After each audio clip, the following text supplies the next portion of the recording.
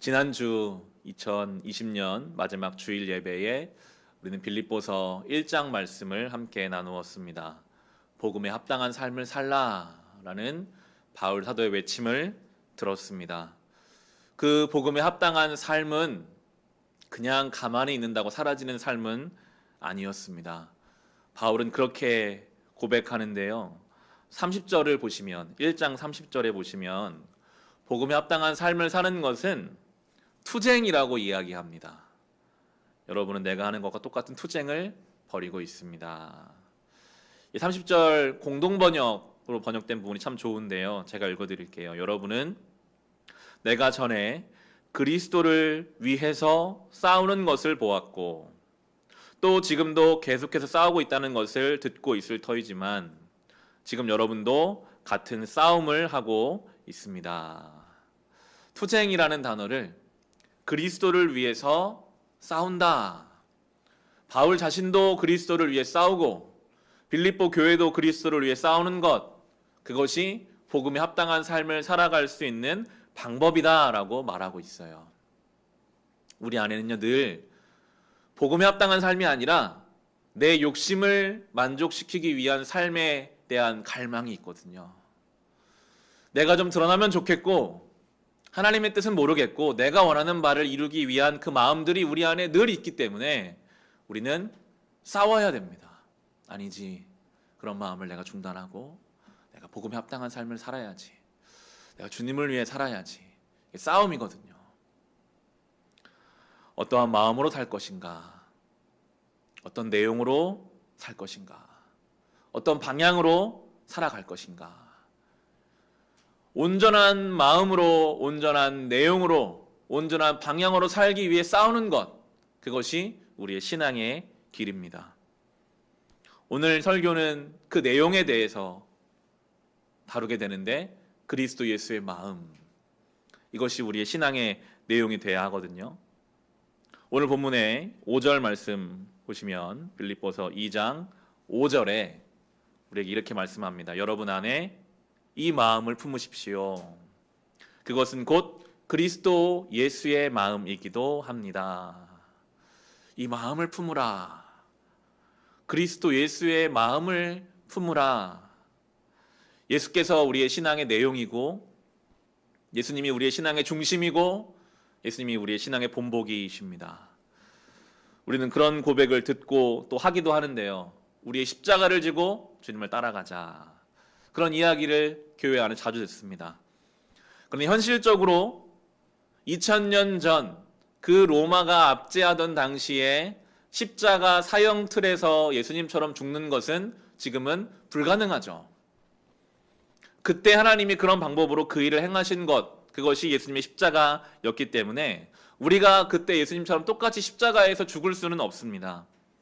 그런데 우리는 예수님의 그 마음을 품을 수는 있죠. 예수님이 어떤 마음으로 십자가상에서 죽으셨는가. 우리가 그 마음을 알고 우리도 그 마음을 품고 살아갈 때 그곳이, 그 시간이 예수의 십자가를 함께 지는 장소요, 예수의 십자가를 함께 지는 시간이 되는 것입니다. 그리스도 예수의 마음은 무엇이었는가? 오늘 함께 그 내용을 살펴볼 텐데요. 6절에서 8절이 그 마음을 이렇게 설명합니다. 그는 하나님 모습을 지니셨으나 하나님과 동등함을 당연하게 생각하지 않으시고 오히려 자기를 비워서 종의 모습을 취하시고 사람과 같이 되셨습니다. 그는 사람의 모양으로 나타나셔서 자기를 낮추시고 죽기까지 순종하셨으니 곧 십자가에 죽기까지 하셨습니다. 예수님은 삼위일체 하나님이시죠. 당연히 하나님께 돌아갈 모든 존귀와 영광을 예수님이 받으시면 됩니다. 그런데 성경 본문은 그렇게 표현하죠. 그걸 당연하게 생각하지 아니하시고 오히려 자기를 비워서 종의 형체를 가지시고 사람과 같이 되셨다. 여러분, 충분히 받아도 되는 대우가 있는데, 충분히 받아야 될 영광이 있는데, 그걸 받아도 괜찮은데 그걸 포기하는 일은 어려운 일이거든요.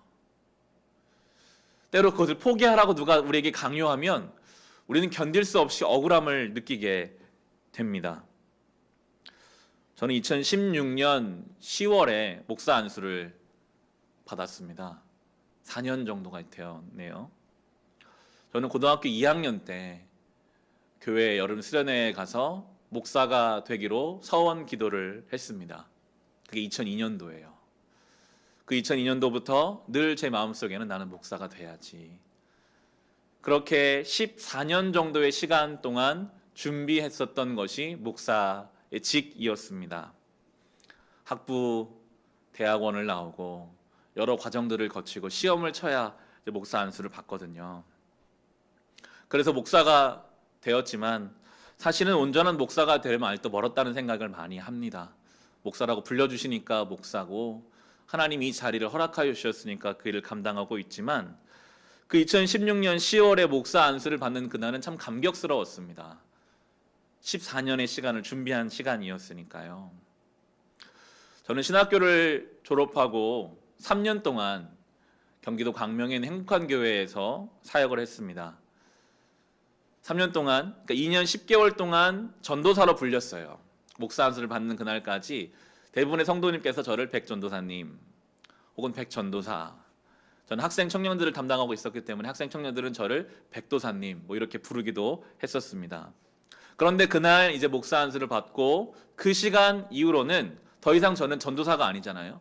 백목사, 백목사님이라고 불러야 하는데 2년 10개월을 저를 전도사로 불러온 많은 주변의 성도들은 당연히 습관적으로 저를 전도사님, 전도사, 백도사님 이렇게 부르게 되죠.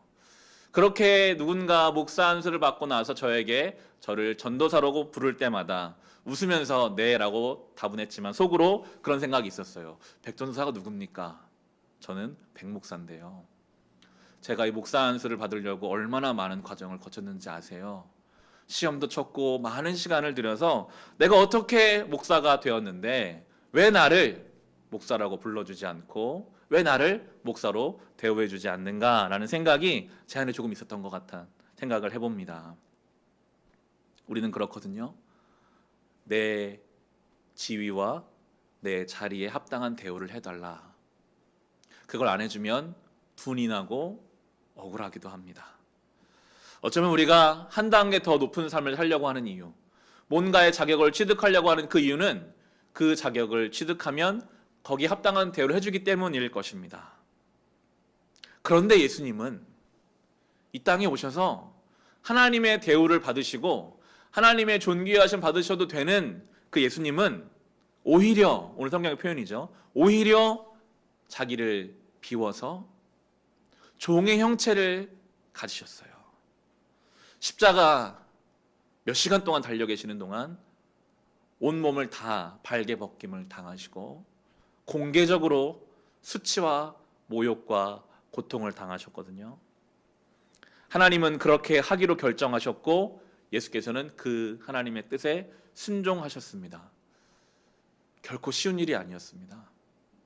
예수님이시니까 당연히 할 수 있으셨겠지. 즐겁게 십자가를 지셨을까요? 그렇지 않거든요. 겟세마네라는 곳에서의 기도가 예수님이 얼마나 힘겹게 그 길을 가셨는지를 우리에게 보여줍니다. 오늘 본문을 이렇게 잡아두시고 마태복음 26장을 한번 보겠습니다. 마태복음 26장 37절부터 보시면 신약성경 44페이지에 있습니다. 십자가를 진다는 것, 마태복음 26장 37절부터 보시면요, 겟세마네라는 곳에서 예수께서 두 번에 걸쳐 기도하는 내용이 나옵니다. 37절 39절에 보시면, 그리고 베드로와 세베대의 두 아들을 데리고 가서 근심하며 괴로워하기 시작하셨다. 그때 예수께서 그들에게 말씀하셨다. 내 마음이 괴로워 죽을 지경이다. 너희는 여기에 머무르며 나와 함께 깨어 있어라. 예수께서는 조금 더 나아가서 얼굴을 땅에 대고 엎드려서 기도하셨다. 나의 아버지, 하실 수만 있으시면 이 잔을 내게서 지나가게 해주십시오. 그러나 내 뜻대로 하지 마시고 아버지의 뜻대로 해주십시오. 42절에 보시면요, 예수께서 다시 두 번째로 가서 기도하셨다. 나의 아버지, 내가 마시지 않고서는 이 잔은 내게 지나갈 수 없는 것이라면 아버지 뜻대로 해 주십시오. 지금 이 기도는 짧은 문장이지만 이 기도에는 단계가 있습니다. 먼저는 할 수만 있다면 이 잔을 좀 나에게서 벗어나게 해주세요 라는 나의 뜻이 있죠. 그렇게 기도는 보통 시작돼요. 괴로우니까요. 괴로워서 견딜 수 없으니까요. 하나님께 솔직한 이야기를 하죠. 하나님, 제가 너무 힘듭니다.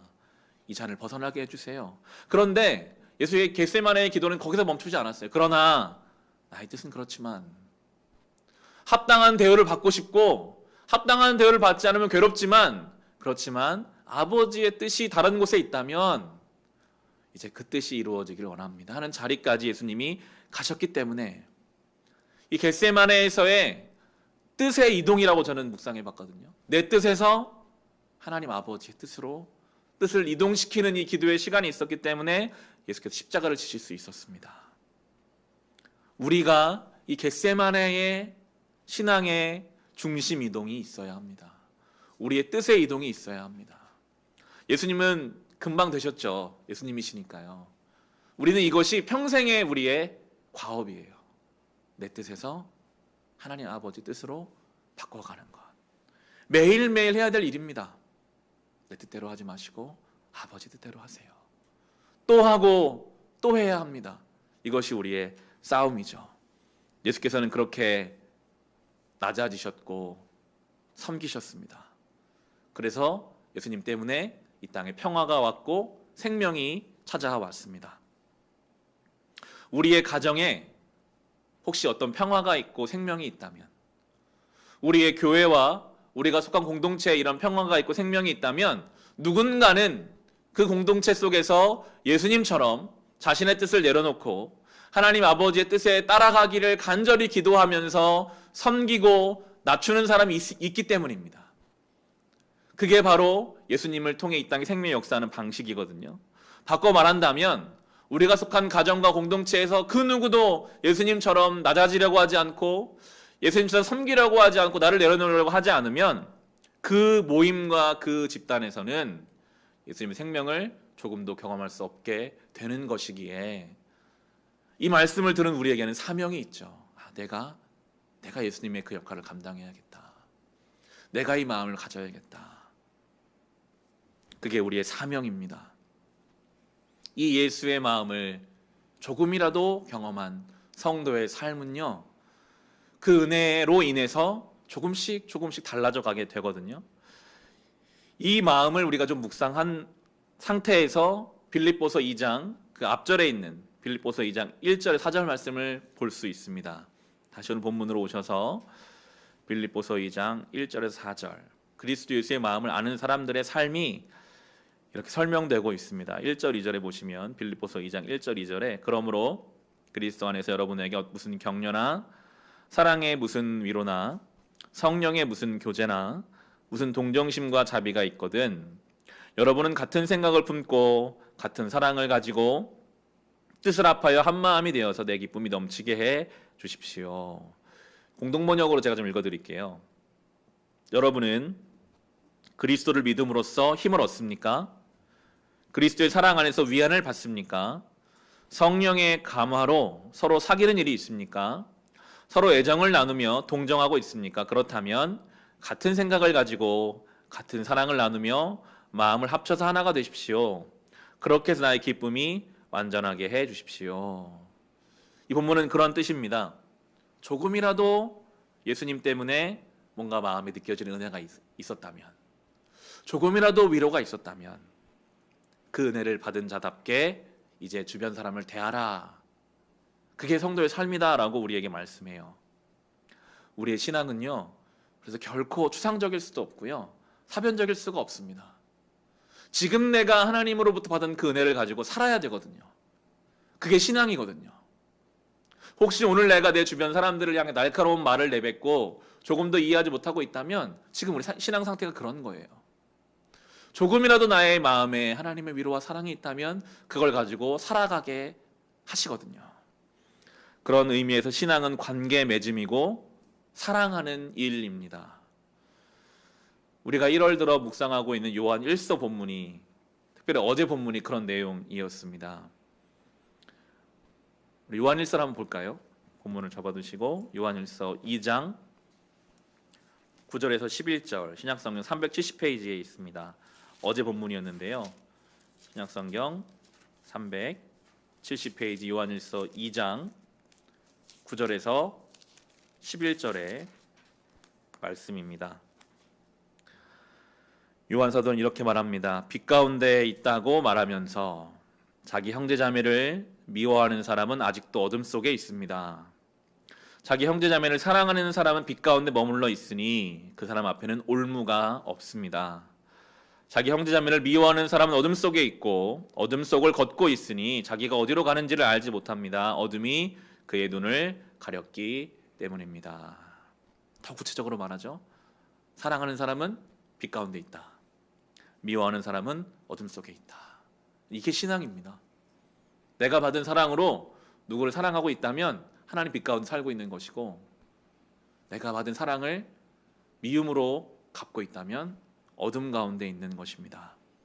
빛과 어둠, 우리는 지금 굉장히 밝은 시간을 보내죠. 밤에도 밝지만 2000년 전 이 요한 사도가 요한일서를 쓸 때만 하더라도 빛과 어둠은 아주 극명하게 사람들의 삶에 영향을 미쳤습니다. 밝으면 잘 보고 잘 걷고 많은 활동을 할 수 있어요. 어두우면 제대로 걷지도 못하고 보지도 못하고 모든 삶이 제한되거든요. 사랑한다는 것은 그런 것이고 미워한다는 것은 그런 것입니다. 여러분, 우리에게 어둠을 가지고 오는 것은 환경이 아닙니다. 이 코로나19라는 상황이 우리의 삶에 어둠을 가져오는 것일까요? 경제적인 어려움이, 내가 원하는 일이 안 되는 어떤 상황들이 우리의 삶에 어둠을 가져오는 것이 아니라 그것들로 인해서 사랑하지 못하는 것이 우리를 어둡게 합니다. 그 상황 때문에, 그 환경 때문에 나의 마음이 어둠 가운데, 미움 가운데 있는 것이 우리의 삶을 붙잡는 것이거든요. 상황이 아무리 어려워도 하나님의 사랑받아 살아가는 인생에게는 빛이 있습니다. 요한은 그것을 철저히 경험했거든요. 예수님을 만나고 그 부활하신 주님을 경험하니까 그에게는 빛이 비춰졌어요. 예수의 빛이 비춰지기 전의 인생과 예수의 빛이 비춰진 나고의 인생이 너무나 다른 거예요. 내가 그동안 이걸 몰랐구나. 빛이 없으니까 못 봤구나. 내가 제대로 못 걸었구나. 이걸 철저히 깨닫고 나서 그렇게 지금 고백하고 있는 것이거든요. 예수의 빛이 우리 가운데, 그 사랑의 빛이 비추어지면 바라기는 더 세밀한 부분까지, 더 작은 영역까지 주의 사랑이 비춰질수록 우리는 더 세밀하게 볼 수 있고 알 수 있게 돼요. 아, 이런 것이구나. 사랑이라는 것이 이런 것이구나. 복음이라는 것이 이런 것이구나. 빛이 더 세밀한 부분까지, 더 온전한 영역까지 볼 수 있게 할 때에 우리는 참된 경건과 경건한 자가 가질 수 있는 여유와 넉넉함을 가지고 살아가게 되는 것입니다. 빌립보서도 오늘 똑같은 말씀을 하고 있는 것이거든요. 다시 오늘 본문으로 돌아오겠습니다. 빌립보서 2장 3절과 4절은 이렇게 말합니다. 무슨 일을 하든지 경쟁심이나 허영으로 하지 말고 겸손한 마음으로 하고 자기보다 서로 남을 낮게 여기십시오. 또한 여러분은 자기 일만 돌보지 말고 서로 다른 사람들의 일도 돌보아 주십시오. 무슨 일이든지라고 말합니다. 모든 일을 할 때에 내 중심에서 나에게 주신 사람들의 중심으로 옮겨가라. 다른 사람들을 볼 수 있는 사람으로 살아가라. 경쟁이 아니라 겸손으로, 허영이 아니라 다른 사람 나를 낮게 여기고 자기 일만 돌아보지 말라라고 이야기합니다. 이것이 그리스도의 마음이고 이것이 생명의 역사하는 방식이거든요. 이러한 말씀들은 우리의 마음을 때로 참 부담스럽게 하죠. 이렇게 살면 억울해서 혈압이 올라와서 못 살 것 같은데, 무시당할 것 같은데, 내가 가진 거 다 빼앗기고 나는 껍데기만 남을 것 같은데 라는 우리 속에 마음이 생깁니다. 그런데 성경은 분명하게 약속합니다. 그렇게 살아봐라. 그러면 하나님이 그 인생을 책임지신다. 바로 이어지는 9절에서 11절이죠. 예수께서 그렇게 사셨을 때 어떻게 되셨는가? 9절에서 11절에 보시면, 그러므로 하나님께서는 그를 지극히 높이시고 모든 이름 위에 뛰어난 이름을 그에게 주셨습니다. 그리하여 하늘과 땅 위와 땅 아래에 있는 모든 것들이 예수의 이름 앞에 무릎을 꿇고 모두가 예수 그리스도는 주님이시라고 고백하여 하나님 아버지께 영광을 돌리게 하셨습니다. 예수님이 자기가 누릴 수 있는 모든 것을 당연하게 여기지 아니하시고 오히려 자기를 비우고 종의 형체를 가지신 것은 하나님을 향한 신뢰의 결과였습니다. 이것이 하나님께 영광을 돌리는 일이지. 하나님이 그 마음을 아시기 때문에 무덤에 있어도 그렇게 처참하게 죽음의 그늘에 가라져 있어도 그를 결국 높이셔서 부활의 영광을 경험하게 하시거든요. 하나님의 살아계심을 증거하시는 방법이죠. 이것이 성도가 살아가는 방식입니다. 인생에는 두 가지 유형이 있습니다. 내가 내 인생을 높이려고 노력하며 사는 인생과 하나님이 그 인생을 높여주시는 두 가지 유형이죠. 내가 나를 높이려 하는 인생은 내 영광을 위해 사는 인생입니다. 이상하게 늘 불안함이 그 인생을 따라다녀요. 나를 더 높여야 한다는 부담감이 있기 때문이죠. 쫓기게 됩니다. 대표적인 사건이 바벨탑이죠. 창세기 11장에 보면 바벨탑을 쌓았던 사람들이 이렇게 서로 이야기해요. 탑 꼭대기가 하늘에 닿게 하여 우리 이름을 날리고 온 땅 위에 흩어지지 않게 하자. 예수가 없는 인생은 바벨탑 쌓는 인생으로 갈 수밖에 없습니다. 흩어짐에 대한 본능적인 불안함이 있거든요. 뭔가 쌓아두어야만 할 것 같고 내가 좀 높아져야만 인정받을 것 같고 그래야만 내 인생이 괜찮을 것 같다라는 그런 마음에 있는 모든 인생이 바벨탑을 쌓는 인생이죠. 그런데 아무리 쌓아도 내 옆에 더 높은 탑이 있으면 좌절하게 되거든요. 비교당하게 됩니다. 예수님은 내려오셨는데 올라가려고 하는 예수님 반대 방향으로 가는 인생이 되어버리죠. 그 대표적인 인물이 사무엘상에 나오는 사울왕입니다. 이 사울이라는 인물은 하나님이 그를 초반에 높이셔서 이스라엘 왕으로 세우실 때만 하더라도 하나님이 높이시는 인생으로 그는 겸손한 사람이었어요. 그런데 어느 순간부터 자기 스스로를 자기 높이려고 하자 다윗이라는 자기 아들 친구거든요. 그런데 그 하나님 높이시는 또 다른 인생 때문에 비교에 잠식당해서 병든 인생을 살아가게 됩니다. 사울 같은 쫓기고 병든 인생이 너무나 많은 시대를 우리 살고 있습니다. 외모 사람들이 관심 많잖아요. 외모라는 탑을 쌓으면 내가 대우받을 것 같거든요. 학력과 대학, 왜 많은 사람들이 그 대학이라는 간판을 따려고 할까요? 대우를 받을 수 있다라고 생각하거든요. 직장과 연봉, 자동차와 집, 다양한 바벨탑을 쌓아가고 있는 인생들입니다. 사울이 있습니다. 하나님 높으실 때는 참 겸손한데 그걸 놓치면 늘 비교와 염려에 잠식당해서 병들어가는 사울과 같은 모습들, 우리는 경계해야 합니다. 사울도 하나님이 세우신 사람이었어요. 그런데 마음을 빼앗기니까 병들거든요. 언제든지 우리도 그럴 수 있습니다. 성도의 삶의 방식은 내가 나를 높이는 인생이 아니라 예수님처럼 낮아짐으로 하나님이 그를 높이시는 인생이 되어야 하는 것이고, 성경은 오늘 그렇게 말합니다. 그게 하나님께 영광이 된다.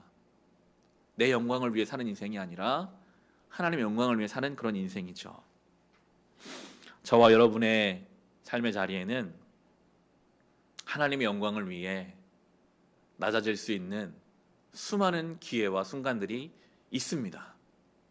내 가정과 내 일터에서 어떤 말 한마디, 생각 하나, 결정 하나를 할 때 나를 인정해달라.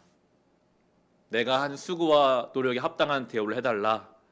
나는 결코 낮아지고 싶지 않고 나는 결코 내가 받을 만한 것을 놓치고 싶지 않다라고 우기고 버티다가 미워하고 억울해하는 것이 아니라, 분내는 것이 아니라 그 순간 그 자리에서 예수님의 마음을 품어서 우리가 낮아지고 겸손해지면, 그러면 하나님이 우리를 높여주실 것입니다.